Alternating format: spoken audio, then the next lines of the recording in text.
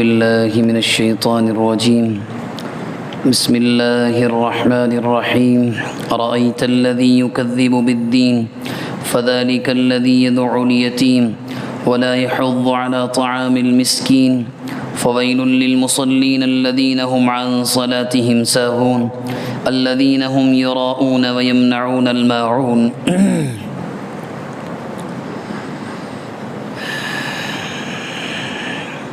یہ قرآن مجید کے آخری 10 سورتوں میں سے تیسرا سورہ ہے۔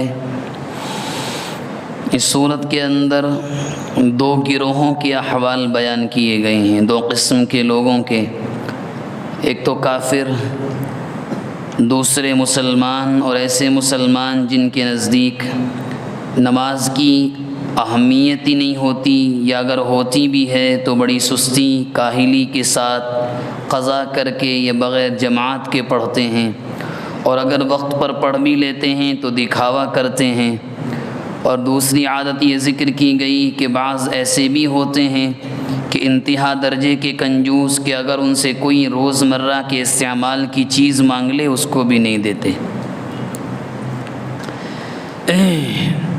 فرمایا ارأیت الذی یکذب بالدین، آپ کا کیا خیال ہے اس شخص کے بارے میں، یا آپ نے اس کو دیکھا ہے جو دین کو جھٹلاتا ہے، یعنی روز قیامت کو جھٹلاتا ہے۔ فذلک الذی یدعو الیتیم، جب وہ روز قیامت کا انکار کر دیتا ہے تو ظاہر سی بات ہے تو یتیم کو بھی دھتکارتا ہے، اور خود تو دھتکارتا ہی ہے۔ اس کی صفت یہ ہے کہ خود تو یتیم اور بیواؤں کی مدد نہیں کرتا، نہ دوسروں کو کرنے کی دعوت دیتا ہے۔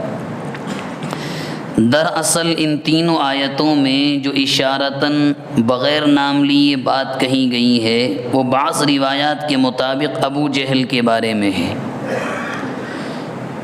اس کا معمول یہ تھا مکہ مکرمہ میں جیسے کسی خاندان کا بڑا ذمہ دار مرض الوفات میں مبتلا ہوتا، نزع کی حالت ہوتی، تو یہ جاہل صفت انسان بڑا شریف بن کر جاتا اور یوں کہتا کہ بھئی تمہارے پیچھے تمہارے چھوٹے چھوٹے بچے رہ جائیں گے، خواتین رہیں گی، یہ کہاں تمہاری مال و دولت کو سنبھال پائیں گے؟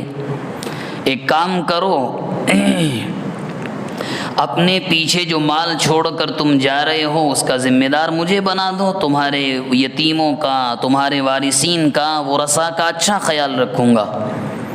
جیسے ہی وہ مرنے والا مر جاتا، یہ ظالم بے ایمانی کرتا، ناانصافی کرتا، جس گھر میں وہ یتیم وہ رہ رہے ہوتے وارثین، ان کو بھی دھکے مار کر نکال دیتا اور اس پورے مال پر قبضہ کر لیتا۔ وہ یتیم مانگنے آتے تو مارتا، دھتکارتا، نتیجہ نکلتا مکہ مکرمہ کی گلیوں میں بیچارے کتنے یتیم اور غریب اسی ظالم کی منیاد پر ہاتھ پھیلا کر مانگتے ہوئے مل جاتے تھے۔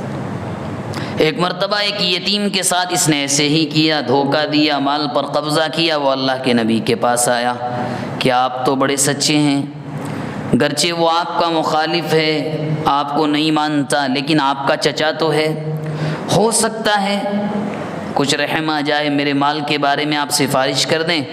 اللہ کے نبی چونکہ طبیعت کے اعتبار سے نرم تھے، آپ گرم نہیں تھے، بہت نرم تھے، آپ کو رحم آیا، آپ چلے گئے اور جا کر کے کہا بھئی اس یتیم غریب پر رحم کرو، اس کا باپ تمہیں اس کے مال کا ذمہ دار بنا کر گیا تھا، اس کے پاس کھانے کے بھی لالے ہیں، دے دو۔ تو اس نے، اللہ کے نبی نے اس کو ڈرایا کہ بھئی اگر نہیں دو گے تو کل قیامت کے دن تمہارے ساتھ کیا ہوگا، اعمال کا بدلہ دینا ہوگا، اللہ کے سامنے حاضری ہوگی۔ تو اس ظالم نے اس موقع پر قیامت کے دن کا انکار کر دیا۔ کیا قیامت، کون سا حشر، کون سا میدان جزا، کچھ نہیں۔ اسی پر قرآن نے کہا اس کے بارے میں آپ کا کیا خیال ہے جو روز محشر کا انکار کرتا ہے اور اس کے بعد انکار کرنے کے بعد یتیم کو جھڑک دیتا ہے، اور خود تو دیتا ہی نہیں، نہ کسی کو مدد کرنے کی دعوت دیتا ہے کہ چلو بھئی تو نے تو مال قبضہ کر لیا ظالم، دوسرے کو کہہ دے کہ چلو اس کی مدد کر دو، وہ بھی نہیں کہتا۔ تو ایسے لوگوں کا ٹھکانہ تو معلوم ہی ہے کیا ہونے والا ہے جو اللہ کی ذات کا اقرار نہ کرتے ہوں، نمبر 1۔ دوسری بات کیا ہے چلو یہاں رک کر ایک بات اور عرض کر دی جائے، جب بات آئی ہے یتیموں کے بارے میں یا یوں کہہ لیں بیواؤں کے بارے میں، ہمارے معاشرے کا جو سلوک ہے وہ زیادہ مناسب نہیں، وہ انصاف پسند نہیں ہے۔ مثال کے طور پر بہت جگہ یہ واقعات ہوتے ہیں، ایک گھر میں 4 بھائی ہیں، سب نے اپنی جائیدادوں کو تقسیم کر لیا، سب الگ الگ رہ رہے ہیں، والد نے سب کو دے دیا۔ اللہ نہ کرے ان بھائی میں سے کسی کا انتقال ہو جائے، اب سب الگ الگ ہیں، اس میں سے اکثر کی جو حصے دار بنے گی وہ مرحوم بھائی کی زوجہ بنے گی۔ اب آج کے زمانے میں کیا ہوتا ہے، حالانکہ یہ مسئلہ ہے کہ وہ خاتون اپنے شوہر کے انتقال کے بعد چاہے کہیں بھی شادی کرے، وہ آزاد ہے، لیکن دوسرے نکاح کے باوجود اس کا اپنا سابق شوہر کی جائیداد میں حصہ ہے۔ قرآن کے بیان کے مطابق اس کا حصہ، انکار نہیں۔ آج کیا کرتے ہیں، مار کر، غلط الزامات لگا کر، زمین چھوڑیے صاحب زیورات تک اتار لیتے ہیں، اور جب یہ ہوگا تو کل قیامت کے دن کیا ہوگا، کل جواب دینا ہوگا۔ یہ ہمارے یہاں کا سلوک ہے، یتیم بچوں کا خیال نہیں کرتے، بلکہ بعض جگہ تو دیکھا گیا کہ اگر بھائی بیمار ہوا اور خدا نخواستہ کسی کے بھائی کا انتقال ہو گیا، بچوں نے کہا کہ تایا ابو جائیداد ہمارا حق ہے، ہمیں دے دیں، دیتے نہیں۔ یہ بعض جگہ کے واقعات تو یہاں تک سننے میں آئے، آپ حیران رہیں گے، نہ جانے ظالم لوگ کس ضمیر کے ساتھ جیتے ہیں، وہ کرتے کیا ہیں، دے دیتے ہیں جائیداد، مگر تمہارے باپ کے علاج میں ہم نے اتنے لاکھ لگائے تھے، یہ پراپرٹی میں سے کٹ ہوں گے۔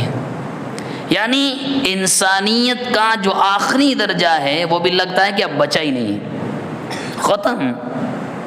حالانکہ قرآن مجید میں 4 پارے میں جو سورہ نساء کا دوسرا رکوع ہے، وہ اتنی خطرناک آیات ہیں، اور قرآن مجید جس درجے پر جا کر، جس غصے کے انداز میں، جس ٹیمپریچر میں بات کرتا ہے، وہ نہایت خطرناک ہے۔ جب وراثت کے قوانین کو بیان کر دیا، آپ آیات پر غور کریں، کیا کہا، تلک حدود اللہ، یہ وہ ہیں جو قوانین ہم نے بیان کر دی، فالو کرو گے کامیابی ملے گی۔ وَمَن يَعْصِ اللَّهَ وَرَسُولَهُ وَيَتَعَدَّ حُدُودَهُ، جس نے ہماری نافرمانی کی اور یہ جو ہم نے قوانین جو وراثت کے بنائے نہیں مانے، وَيَتَعَدَّ حُدُودَهُ، اپنی مرضی کے مطابق تقسیم کیا، يُدْخِلْهُ نَارًا خَالِدًا فِيهَا وَلَهُ عَذَابٌ مُّهِينٌ، ہمیشہ ہمیش کی جہنم، اور عذاب بھی ایسا کہ تمہاری ہڈیاں پگھل جائیں گی۔ لیکن آج کل احساس ہی نہیں ہے۔ وراثت کے بارے میں تو پوچھئے مت آپ، کہ جو ظلم ہمارے معاشرے میں ہے، بچی کا اگر نکاح کر دیا اور اس غریب بیٹی نے اگر حالات کی بنیاد پر کبھی بھائیوں کے سامنے مسئلہ رکھ دیا، پہلا تانا آپ جانتے ہیں کیا ملتا ہے، کیا ہم نے نکاح نہیں کیا، وہ تم پر فرض تھا اور تم نے کیا کیا، یہ پراپرٹی تمہاری نہیں ہے، تمہارے باپ کما کر دے کر گئے ہیں۔ اپنے ہاتھ کا کمایا ہوا تو ظالم خرچ ویسے بھی نہیں کرتا اپنی بہن پر، وہ بیچاری کسی وجہ سے مانگ لے تو پوچھیے مت آپ، سب سے پہلی میکے میں آنا بند، اب وہ گھر نہیں آئے گی۔ یہ آپ گھروں کے کیس اٹھا کر دیکھ لیں، آپ چاہے داڑھی اتنی لمبی ہو اور جسم پر وائٹ کپڑے پڑے ہوں، اس کی گواہی یہ نہیں کہ شریف ہے۔ آپ گھر کی کہانیاں اٹھا کر دیکھیں کہ وراثت کے حصے لوگ بالکل ڈکار جاتے ہیں، پورا کا پورا ہضم کر جاتے ہیں۔ انکار اس کا بھی نہیں ہے کہ ماشاءاللہ معاشرے میں ایسے بھی ہیں کہ جو پائی کا حساب رکھ کر اپنی زندگی میں ایک لائر وکیل کو گواہ بنا کر وصیت بناتے ہیں کہ میری جائیداد میرے بعد اسلامی شریعت کے مطابق تقسیم ہونی چاہیے، اور ایسا ہوتا ہی ہے۔ لیکن اکثریت ان کی ہے جو شادی کرنے کے بعد بیٹی کی یہ سمجھ لیتے ہیں کہ نہیں اب نہیں دینا حصہ، ایک بار اللہ نہ کرے ماں باپ کا انتقال ہو جائے اور بہن اشارتاً کسی سے کہلوا دے، آپ یقین رکھیے آنا جانا تک بند ہو جاتا ہے۔ چلو یہاں تو نہیں دیں گے آپ، یہاں تو ہم اور آپ ہضم کر لیں گے، لیکن کیا کل قیامت کے دن وہی بہن آپ کا دامن پکڑ کر اللہ کے سامنے سوال نہیں کرے گی؟ پوچھا جائے گا۔ اور وہاں کیا ہوگا، وہاں مال تو نہیں آنے والا، وہاں تو آپ کی نیکیاں اس کے پلڑے میں ڈالی جائیں گی۔ اور اگر آپ کے پاس نیکیاں نہیں ہوں گی تو اس کے گناہ پر لاد دیے جائیں گے۔ پھر آپ کسی کے پاس بھی جائیے گا، جن بچوں کی خاطر آپ نے اپنی بہن کی یا میں نے اپنی بہن کی جائیداد دبائی ہے، وہی بچے کل قیامت کے دن ایک نیکی بھی نہیں دیں گے، ایک نیکی بھی نہیں۔ روایات میں یہاں تک آتا ہے، وقت نہیں ہے، یعنی بخاری شریف کی روایات میں ایسے نازک الفاظ اللہ کے نبی نے استعمال فرمائے کہ ایک ماں اپنے بیٹے کے سامنے ایک نیکی خاطر گڑ گڑائے گی کہ میں نے تیرے لیے کیا برداشت نہیں کیا، وہ کہے گا اسی نیکی کا سوال تو ہے، تم دے دو مجھے، جنت میں تو مجھے بھی جانے کا دل ہے، میں بھی جانا چاہتا ہوں۔ آج ہم بچوں کی خاطر بہنوں کی یا دوسرے وارثین کا حق کھا جاتے ہیں، اور وہی بچے کل قیامت کے دن بے وفائی کریں گے۔ بہرحال دوسرے گروہ کا تذکرہ فرمایا، فویل للمصلین، بربادی ہو نمازیوں کے لیے۔ قرآن کے الفاظ دیکھیں، سیدھا کہا بربادی ہو، تباہی ہو، ہائے تباہی نہ۔ کیسے نمازی؟ الذین هم عن صلاتهم ساہون، کاہلی برتتے ہیں۔ اذان ہو گئی، ارے کسٹمر 2-3 اور آگے بعد میں پڑھ لیں گے۔ اور کیا اس کا ترجمہ؟ یہی ہے اس کی تشریح اور ترجمہ، ہمارے حالات کے مطابق 10 منٹ اور رک جائیں، بعد میں پڑھ لیں گے، یہی تو ہیں۔ سکون اطمینان سے، یا تو قضا کر دیا، اگر قضا بھی نہیں کی جماعت نکال کر آرام سے۔ بلکہ بعض لوگوں کا تو مزاج ہے یہ، نکالیں گے سکون سے آئیں گے، پڑھیں گے، کیا ہوتا نہیں مولوی صاحب ذرا بزی ہو گئے تھے۔ تو قرآن مجید کی اس آیت کو آپ دیکھ لیں، اور اگر پڑھتے بھی ہیں کبھی، یراؤن، اپنے آپ کو بڑا امیر صاحب سمجھ کر ہم نماز پڑھ رہے ہیں، دکھاوا، ریاکاری۔